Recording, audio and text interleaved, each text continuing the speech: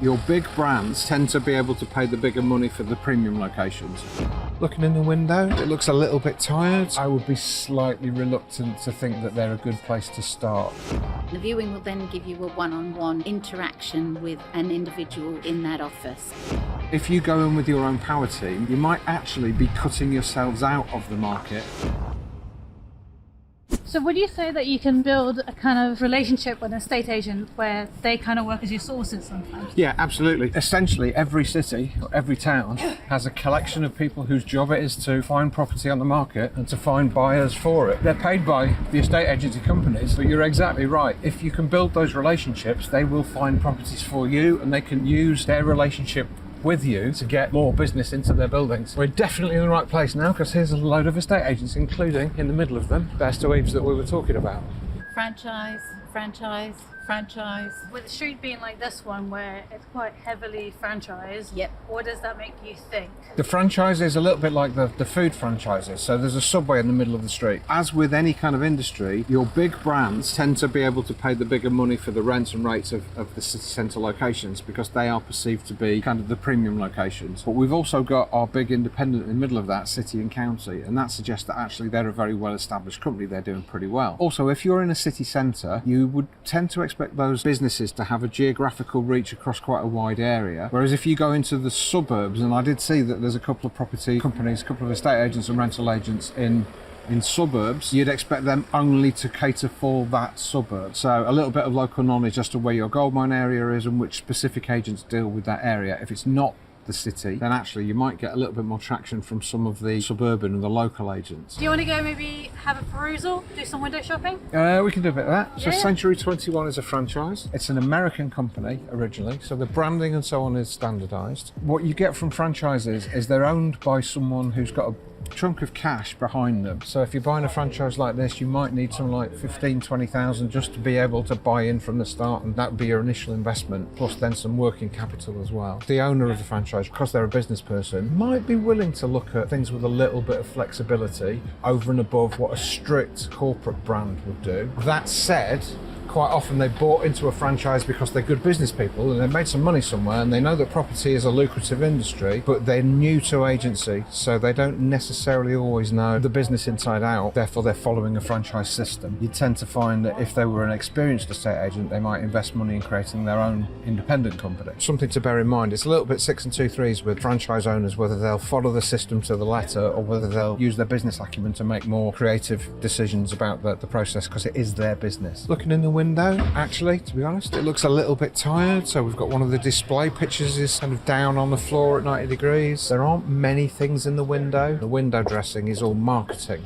It's competing for market share. All the agents are competing for a slice of the same defined market that they don't control. And with that in mind, actually, we have an award for dynamic performance on a black and white print from 2020. We've got a social media presence from 2020, and the display doesn't look like it's been updated since 2020, which is, we're 4 years ago now. So not trying to do the business down, but it does look like they need to look in their window as if they were seeing it for the first time, because it doesn't shout to me that the agent is one that I would want to instruct. Their top sale in the window is 370. It means that they're catering not necessarily for the high-end houses. They're not looking to suburbia. Most of their instructions will be on the more affordable side, I would suggest. One of the things we did find on our internet research, reviews for Century 21 are not particularly good. There's not much information about the team members from the company, and it looks like actually what we have there is a franchise owner that's bought into it because they think it's going to be a money maker for them, which makes it again a little bit of a negative because it doesn't look like the owners are hands-on involved in the running of the business. So I would be slightly reluctant to think that they're a good place to start just because the power and authority is not clearly being exercised anywhere. But this is a really interesting contrast.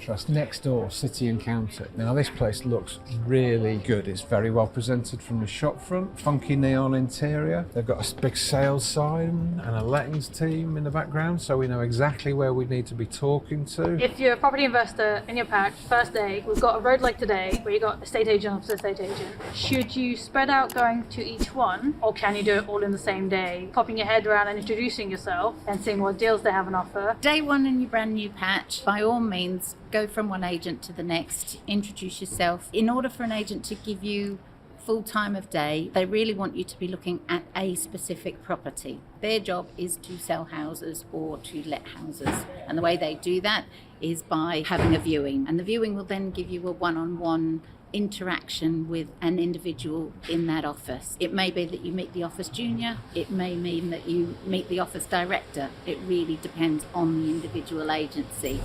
But ask them during the viewing, where do they sit? Do they work every day? Are they open on Saturdays? So that you can then get a feel for what's the atmosphere in the office. The other thing I would add to that, though, is that if you're looking to build a relationship with the agent from an investor perspective, your requirements are a little bit different. So if I was selling a house, we've looked at Century 21, I'm standing in front of City and County, and as a seller I would want to deal with City and County. As an investor, we might be interested that Century 21 perhaps are struggling a little bit, so they might be a little bit more open to doing deals, although as we've said it's a franchise, so the people in the office might not have that authority. Then when you're dealing with building a relationship aside from an individual property, you're looking for something kind of bigger for the longer term, then perhaps a little bit of specific and dedicated knowledge might make it difficult to see all of the agents one at a time. So from the research that we did earlier, this is City and County. The presentation is very good. Their website tells us that they're a local company. They've been around for 40 years. They've got 2 offices. So they're exactly the right sort of size for an independent for us to be having a look at. I don't know if you caught on camera, but a young gentleman walked in carrying a couple of cups of coffee for the staff in there. Found him online. He's a guy called Cameron Swan. He gets a lot of high plaudits from very good reviews of the company because they're an independent company. I've gone to have a look on Company's House for them. They seem to have 2 owner-directors, Pascalina and Peter. So this is a small owner-managed business, but it's doing well. It's right on the high street. They have a very attractive shop front. They are clearly competent, capable business people, and we know some of the staff on the inside as well. So while Melinda's just told you quite rightly, if you're looking for building a relationship, you might be looking at the kind of properties they sell, and if it's your kind of property, you need to work with them. But if we're looking more generally in terms of the Peterborough market, I would say this is a very good business to be talking to, and I'd want to be going in before I need a particular property to see how we can help them out and how we can build a relationship based upon giving something of value to the agency first. So this is the other end of Cowgate. This is the rest of our agency row. We've got Bairstow Eaves that we were talking about online before. We've got Connells, and we've got William H. Brown. Although there's a slightly different ownership structure here, the thing that's not at all obvious is that they are all owned by the same company. So Bairstow Eaves is a franchise, but it's a franchise that was part of the old Countrywide Group, and the Countrywide Group was bought out by the Sequence Group, which is now the largest estate agency corporation in the UK. Sequence Group is also part of the Skipton Building Society, so it'll give you an indication that mortgages and actually also legal services are very much an important part of their business mix, and that the estate agencies are not just there to make money, but they're there to funnel traffic to the other parts of the business, doing mortgages and legal services in particular. Connells is a national brand, but it's a key part of the Sequence Group, and William H. Brown is part of a similar array of branded businesses that all have this like little coloured circle and then a lowercase typeface underneath, but there's a bunch of them, so depending on which city you're in, which town you're in, you might see a variation on a theme. All 3 are operating to the structures and the corporate guidance of the Sequence Group. Now, a number of implications of that. First off, they don't do rent to rent. You may find individual agents who want to, but the corporate view is we do not do rent to rent. Second thing, they make a lot of their money from referrals to lawyers and to brokers. The mortgage brokers certainly will be sitting as a mortgage team inside the sales office. Now, if you go in with your own power team, you might actually be cutting yourselves out of the market, because on some occasions, before we get run over, on some occasions the agent who is selling you a property will get more commission if they sell it to a first-time buyer using a mortgage and a legal team from within the office than an experienced investor with cash who doesn't need those services. Doesn't mean you shouldn't go in as an experienced investor or knowing what you're talking about, but you just need to be a little bit aware and play the game. You might want to say, I'm happy to talk to your team. I do have my people in place, but if it helps you, then I'll talk to your broker, I'll talk to your legal team. The other thing that they definitely will have, though, is because they're a corporation, they'll have relationships with banks and finance houses and with developers. So quite often, if you're dealing with vendors who need to sell quickly because they're on a part exchange for a new home, or properties rather that come to market because it's been repossessed or there's been a problem and the vendor needs to sell quickly, then the corporate agents are more likely to get those kind of properties instructed. They might also have